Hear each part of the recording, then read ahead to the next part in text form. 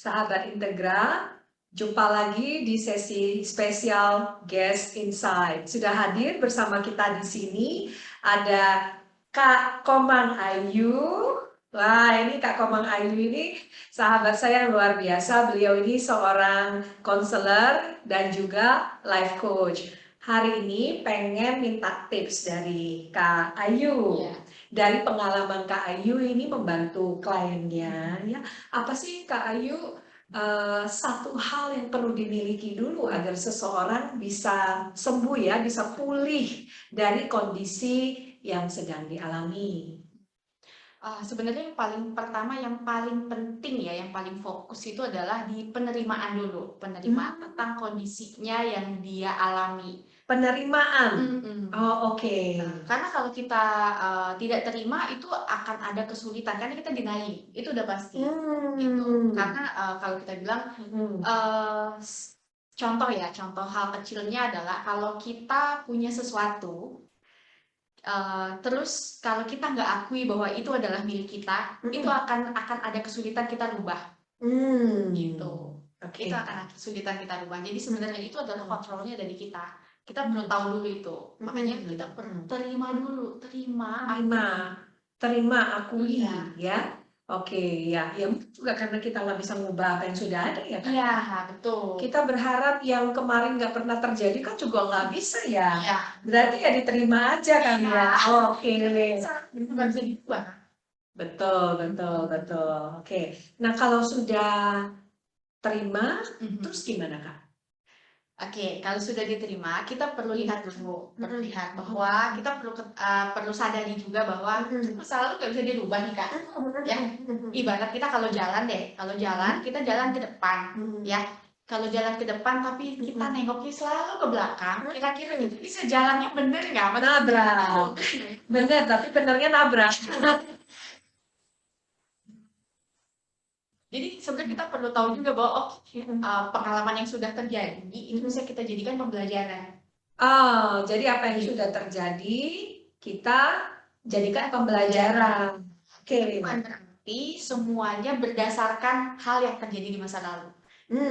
Gitu. Jadi kita juga harus smart ya dalam pembelajaran ini ya. Iya, jadi benar-benar disaring. Kalau kita bilang kita saring. Disaring. Semuanya kita jadikan dasar untuk kita melanjutkan ke masa depan. Karena kondisinya pasti akan berbeda. Betul, betul.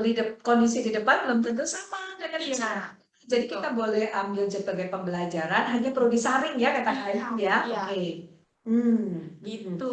Kayu pernah nggak punya pengalaman menemui klien yang nggak mau terima apa yang sudah terjadi? Awal pasti iya, banyak banget. Nah, cuma di situ kan kita ajak mereka untuk menyadari, kembali lagi kita ajak mereka untuk menyadari bahwa yang sudah terjadi di masa lalu kita nggak bisa ubah, gitu ya. Kita nggak bisa ubah, terus kita bisa jadikan itu pembelajaran untuk kita melangkah, gitu ya. Untuk kita melangkah ke depan, karena kita perlu sadari juga bahwa setiap orang itu punya masa depan. Setiap orang punya masa depan. Hidup juga berjalan ke depan ya Kak ya, nggak berjalan mundur ya. Iya, akan selalu berjalan ke depan, akan terus mutar kalau kita bilang ya, berputar. Kayak sepeda kalau nggak dikayu kan jatuh.